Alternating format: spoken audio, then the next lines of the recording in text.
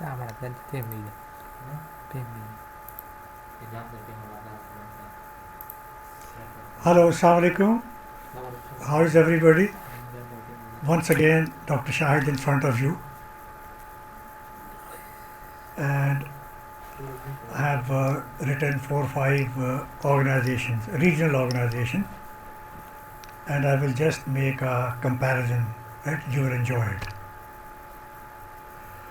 Now, regional organizations, right, this trend began after the end of the Second World War.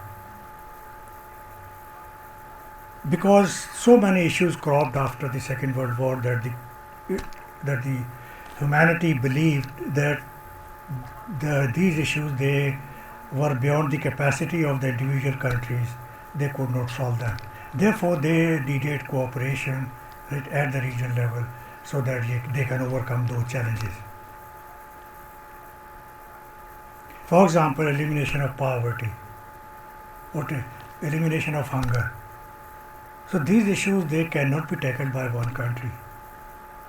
And if you work, right, at the regional level, collectively, then obviously you are working, right, collectively for the whole region, and the region gets benefit of this. So this is one thing, okay, that we saw first organization. It was in fact NATO. NATO was the very first organization, right, which emerged in the world after Second World War. Collective security of the region. Okay? तो एक तो ये बात कि reason के issues को solve करने के लिए. दूसरा ऑब्जेक्टिव्स क्या, what is the objective of these organizations?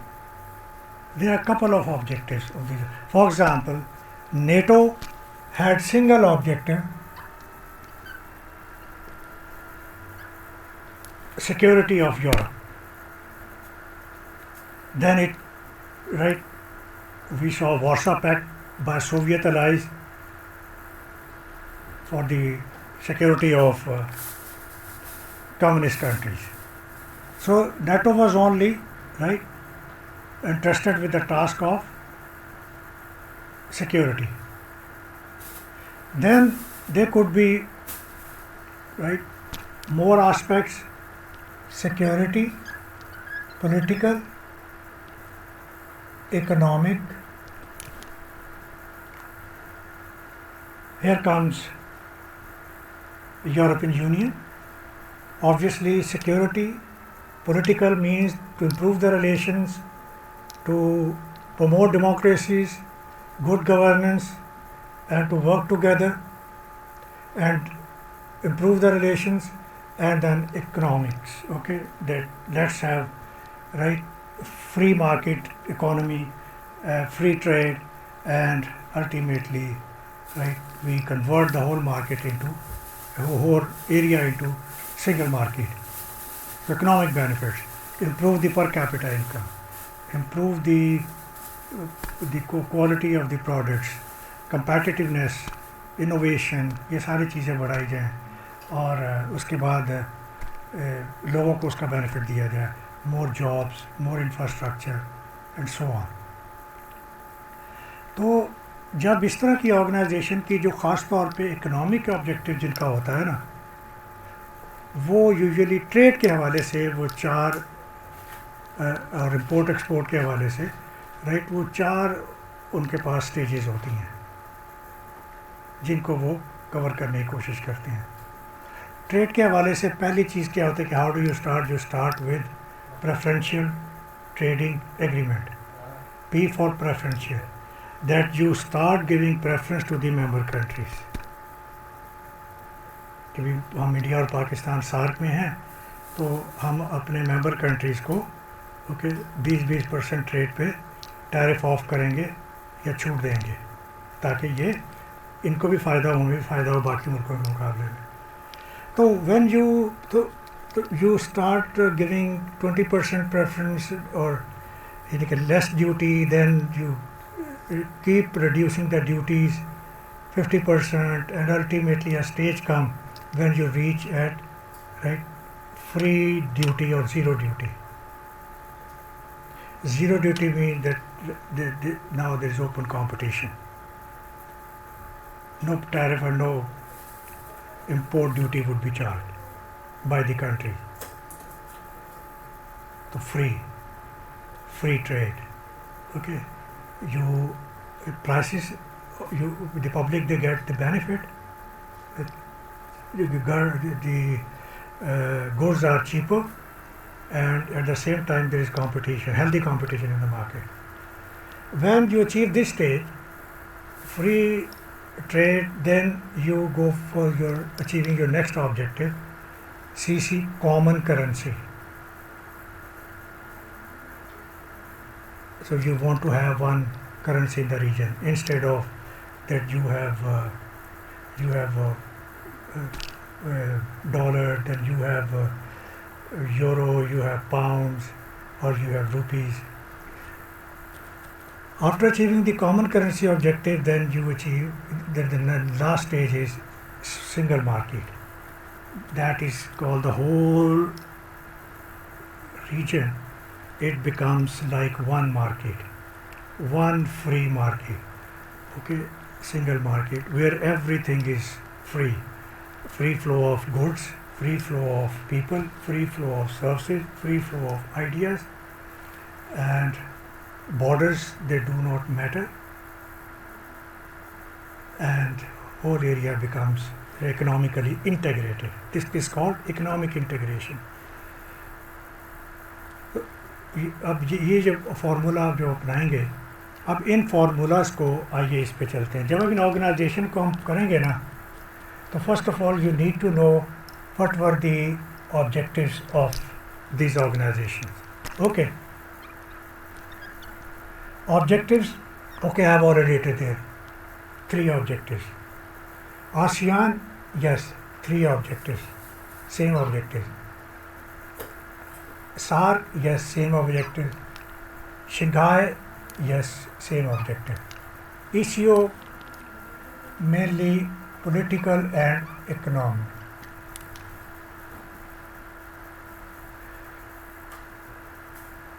अब इकोनॉमिक पॉइंट ऑफ व्यू से अगर हम देखें कि कौन कहाँ खड़ा है, देखिए यूरोपियन यूनियन 1952 में आया. It achieved preferential trading agreement, it achieved free trading, it achieved common currency euro in 1909, and it became single market. So it has achieved all the 4 states, and the whole Europe is now economically integrated. Correct? ASEAN. ASEAN, another successful organization. ASEAN, they achieved preferential trading agreement, free trading agreement, and negotiating this stage.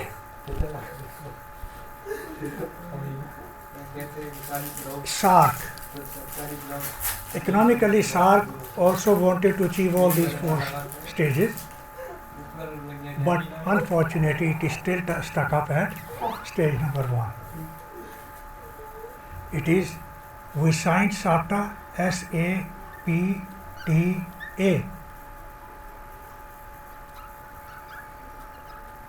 South Asian Preferential Trading Agreement. This was signed in 1996, Preferential Trading Agreement. And then it was also decided that this SAARC will become SAFTA, Free Trading Agreement, by year 2003. But unfortunately, okay, we failed. And why we are still stuck up mostly at stage number 1, because of so many disputes among the member nations. Pakistan, India, the major rivals, there is permanent hostility. Kashmir is a bone of contention between both of them, and both the countries, they don't cooperate with each other, and we want politics first, okay आपके politics, Kashmir का issue solve होगा तो जनाब free trade करेंगे, ये politics है। पानी का मसला सॉल्व होगा तो फ्री ट्रेड करेंगे, जबकि तो ये उसका फेलियर है। तो हमने ऑर्गेनाइजेशंस को एक तो ये देखना है कि ऑब्जेक्टिव क्या है उसका, इकोनॉमिक लेवल पे वो कहाँ तक पहुँची है और कहाँ तक पहुँचने की कोशिश करेगी। फिर आपने देखना है कि उसके परफॉर्मेंस, ओके, के अचीवमेंट्स और चैलेंजेस क्या क्या हैं। Let's start with the European Union. It was established in 1952.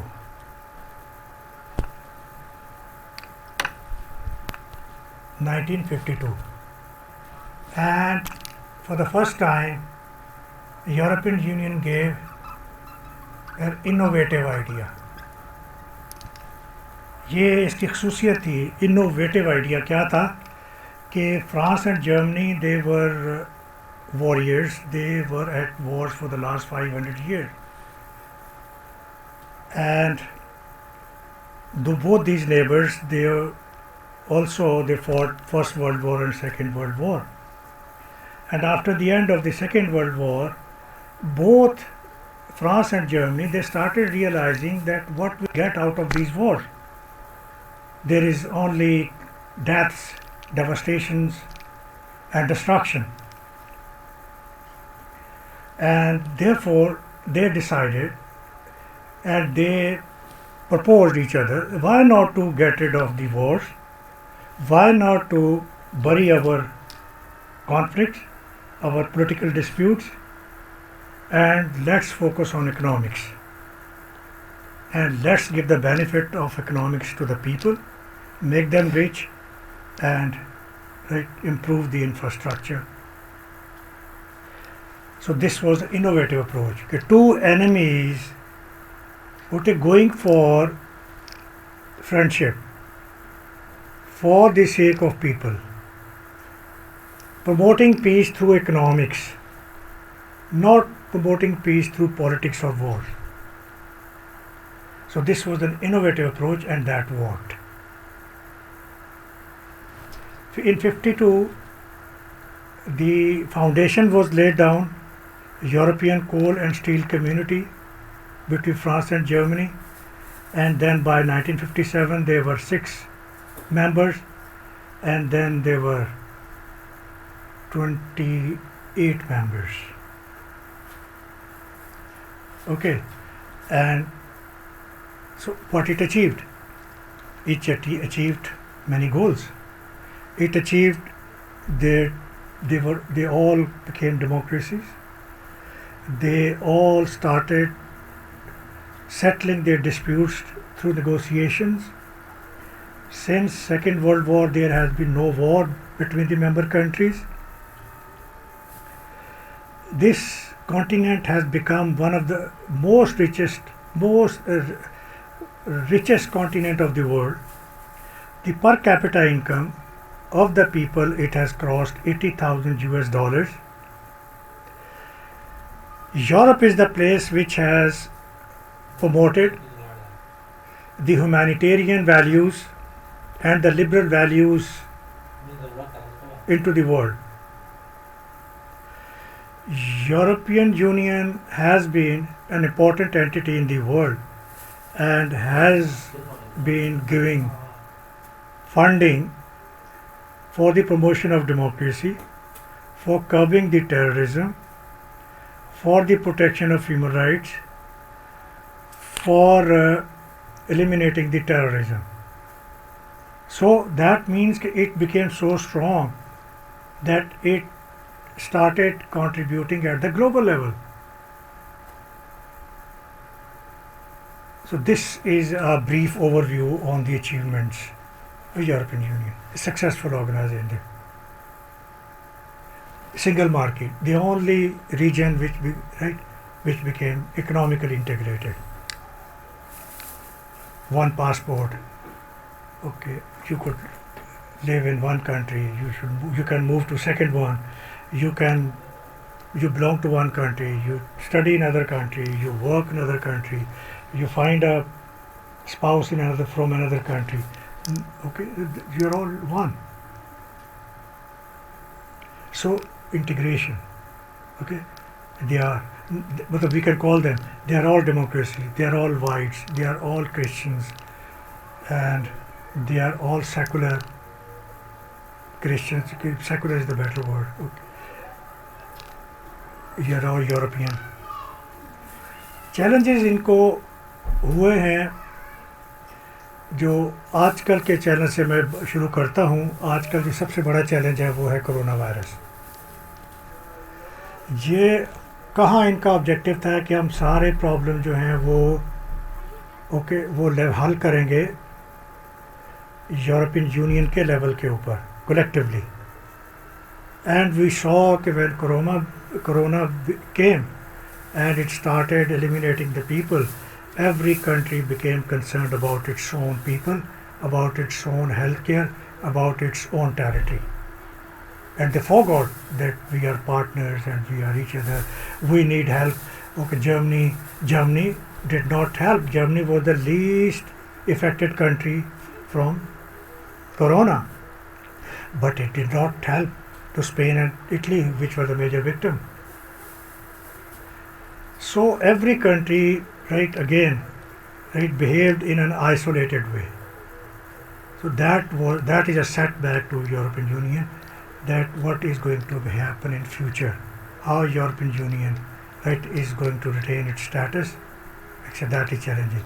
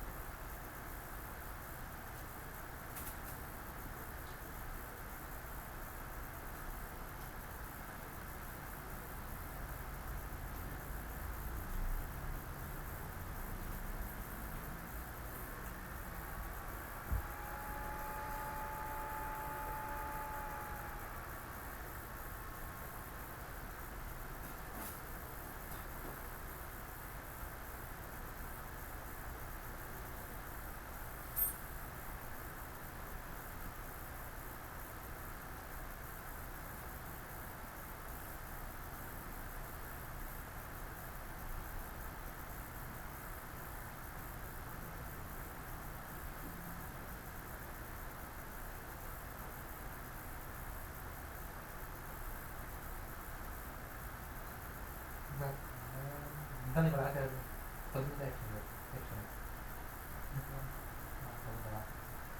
positive. Balik kayak mana? Jauh di mana? Tidak kalau itu tak tidak saja. Dia terasa mau terang apa juga, tapi mau terang ini. Kerja lagi kerja. Ada juga roti juga ada. Awal Harus kerja. Kerja lagi. Dengan program, misalnya, Seru.